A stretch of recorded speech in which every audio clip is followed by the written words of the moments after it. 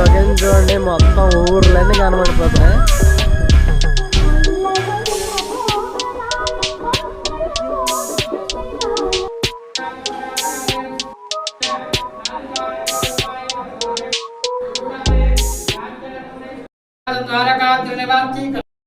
So ఫైనల్గా అయితే అనంత పద్మనాభ స్వామి temple దగ్గరికి అయితే రీచ్ అయిపోయాం గైస్. సో ఈ టెంపుల్ వచ్చేసి పంచపాండవులు ఒక తెల్లైన కుంతిమాత టెంపుల్ అనమాట గైస్. సో మనం ఇక్కడ నుంచి పైకి వెళ్ళడానికి మనకు 2 వేస్ అయితే ఉన్నాయన్నమాట. ఒకటి రోడ్ అయినా వెళ్ళాలి, లేదా మెట్లు ఎక్కైనా వెళ్ళాలి. సో మెట్లు వచ్చేసి మనకి 1300 స్టెప్స్ అయితే ఉంటాయి. సో మేమైతే బై రోడ్ వెళ్దామని ఫిక్స్ అయిపోయాం, ఎందుకంటే అంత పైకి మెట్లు ఎక్కి వెళ్ళే లోపు టైం అయితే అయిపోద్ది. సో 5 o'clock దాకా గుడి అయితే తెరిచి ఉండదంట, తర్వాత క్లోజ్ చేస్తారు.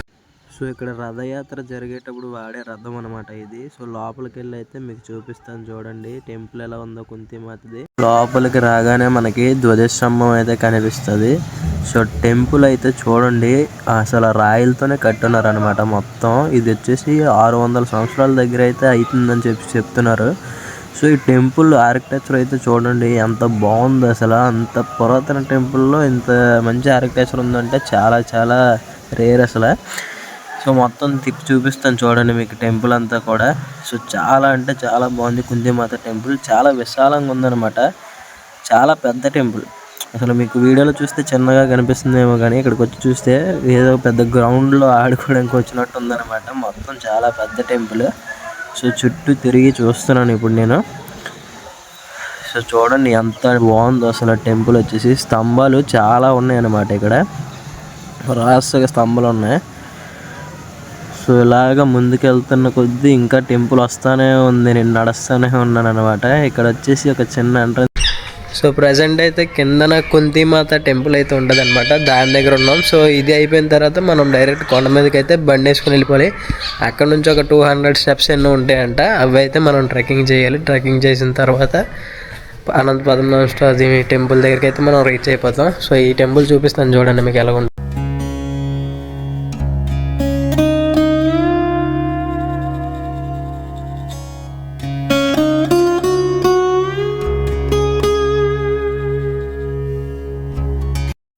సో గుడి నుంచి మళ్ళీ బ్యాక్ రోడ్ మీదకి వచ్చేసిన తర్వాత ఒక 1 kilometer డిస్టెన్స్లో మనకైతే లెఫ్ట్ సైడ్లో మనకి విజయనగరం జంక్షన్ నుంచి అయితే పైకి రోడ్డు ఉంటుంది అనమాట కొండ మీదకి. ఆ కొండ మీదకి అయితే మనం ఇప్పుడు సో కొండ మీదకి వెళ్తున్నంత సేపు వ్యూస్ వస్తున్నాయి గైస్, బుర్ర పాడైపోతుంది ఆ వ్యూస్ చూస్తుంటే. మొత్తం కింద నుండి వ్యూస్ చూస్తుంటే మన one of my dream bike అనమాట Z900.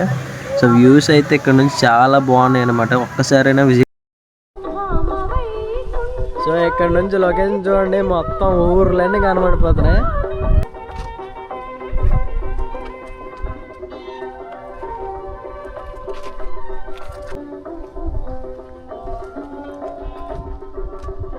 సో గుడి కింద వచ్చేసి ఇదంతా పార్కింగ్ అనమాట. ఇక్కడ వచ్చేసి మనం అయితే బళ్ళు అనేవన్నీ మొత్తం పార్క్ చేసుకోవచ్చు. అక్కడ నుంచి మళ్ళీ 200 స్టెప్స్ అయితే ఉంటాయి. అసలు ఎక్కినట్టే అనిపించట్లేదు అనమాట, 200 స్టెప్స్ ఈజీగా ఎక్కివచ్చు. చూడండి వెనకాల బ్యాక్ వ్యూ ఎంత బాగుందో. ఎక్కుతున్న కొద్దీ వ్యూ అయితే అదిరిపోతుంది గైస్. కొండ ఎక్కుతున్న కొద్దీ ఇంకా వ్యూ అందంగా మారిపోతుంది అనమాట. పెద్ద పెద్ద కొండలు కూడా చిన్నగా. సో ఫైనల్లీ పైకి అయితే వచ్చేసాం అనమాట. మీకు టెంపుల్ చూపిస్తాను చూడండి. ఇక్కడ కూడా ఒక ధ్వజస్తంభం ఉంది గుడి ఎంట్రన్స్ లోనే. మీకు గుడి మొత్తం ఒకేసారి ఒక వ్యూలో చూపిస్తాను చూడండి గుడి ఆర్కిటెక్చర్ ఎలా ఉంది అనేది. సో ఇక్కడ నుంచి వ్యూ అయితే మొత్తం ఊర్లన్నీ కనిపించేస్తాయి అసలు.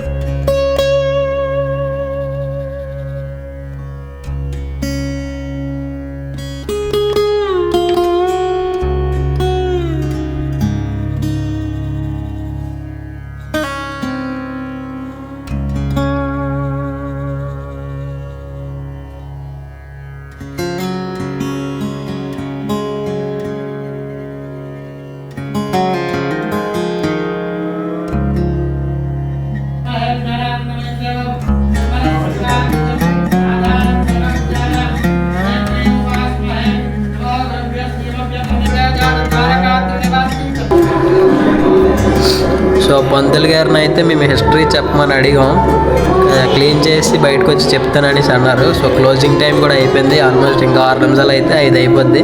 మేము కరెక్ట్గా 10 నిమిషాల ముందు అయితే వచ్చామన్నమాట క్లోజింగ్ టైంకి. సో నరసింహస్య గోస్తనీతిరవాసాయ మాధవాయ మహాత్మనే శ్రీభూ సమేతాయ అనంత పద్మనాభాయ మంగళం. గోస్తని కృతేషు నరసింహస్య త్రేతాయాం రఘునందనః ద్వాపరో వాసుదేవస్య. ఈ స్వామివారు ద్వాపరయుగంలో వెలిసిన అనంత పద్మనాభ స్వామివారు. ద్వాపరయుగంలో పంచపాండవులు అరణ్యవాసం చేసిన తర్వాత అజ్ఞాతవాస సమయంలో ఈ శిఖరం మీద కొంతకాలం ఉన్నారు. ఈ అజ్ఞాతవాస సమయంలో పంచపాండవులు ఎవరికంటా పడినా మళ్ళీ అరణ్యవాసము అజ్ఞాతవాసం చేయాలి కాబట్టి శ్రీ మహావిష్ణువు అవతారమైనటువంటి శ్రీకృష్ణుని ప్రార్థించగా స్వామి ప్రత్యక్షమైన మట్నే స్వామి మా అరణ్యవాసాన్ని దిగ్విజయం చేశారు. అలానే మా అజ్ఞాతవాసాన్ని కూడా జయప్రదం చేయమని పంచపాండవులు శ్రీకృష్ణ పరమాత్మను కోరగా స్వామి ముల్లోకాలంతా కూడా పరిపాలించేవాడిని, నేనంటే ఇక్కడ ఉండడం కుదరదు, నా శరీరంలో ముఖ్యమైనవి శంకు చక్రము నామము లక్ష్మీదేవి అనంతుణ్ణి ఈ శిఖరం మీద పెట్టి వెళ్తాను, నన్ను సేవించుకోండి. అనంతుడు అనేవాడు నాకు అత్యంత ప్రీతికరమైన వాడు. భాద్రపద మాసంలో శుద్ధ చతుర్దశి నాడు అనంతవర్తం అనేది ఒకటి ఉన్నది, అది చేసుకున్నట్లయితే విజయాన్ని పొంది రాజ్యాభిషక్తులు అవుతారని చెప్పగా పంచపాండవులు స్వామివారిని సేవించుకొని భాద్రపద మాసం అనగా వినాయక చవితి అయిపోయిన తర్వాత పౌర్ణమి ముందు రోజు చతుర్దశి రోజున అనంతవర్తము చేసుకున్న తర్వాత విజయదశమి కల్లా వాళ్ళకి విజయం చేకూరి వాళ్ళ రాజ్యానికి వెళ్ళారట. అందుకే ఆ రోజు విజయదశమి అని పేరు. అప్పటి నుంచి అనంత పద్మనాభ స్వామి వ్రతాలు అనేవి ప్రారంభమైనాయి. ఇక్కడ మీరు చూస్తుంది సాలగ్రామ మీద వెలిసిన అనంత పద్మనాభ స్వామి వారు. మీకు మధ్యలో కనిపిస్తున్న నామము, కుడి పక్కన చక్రము, ఎడం పక్కన శంకు. శంకు దిగువ భాగంలో వ్యక్త అవ్యక్త రూపంలో కనిపించినట్లుగా లక్ష్మీ అమ్మవారు ఉంటారు. ఇక్కడ నిదర్శనం ఏమిటంటే స్వామి నేటికి కూడా సర్ప రూపంలో సంచరిస్తూ ఉంటారు, అదొక నిదర్శనం. ఇంకొకటి ఏమిటంటే మన వరలో మొత్తం మీద కూడా స్వయంభూ వెలిసిన పద్మనాభ స్వామికి ఇక్కడ ఒక చోటనే ఉన్నది. కేరళలో త్రివేంద్రంలో ఉన్న స్వామివారు కూడా ఋషులు ప్రతిష్ఠించిన విగ్రహం తప్పితే స్వయం వ్యక్తం కాదు.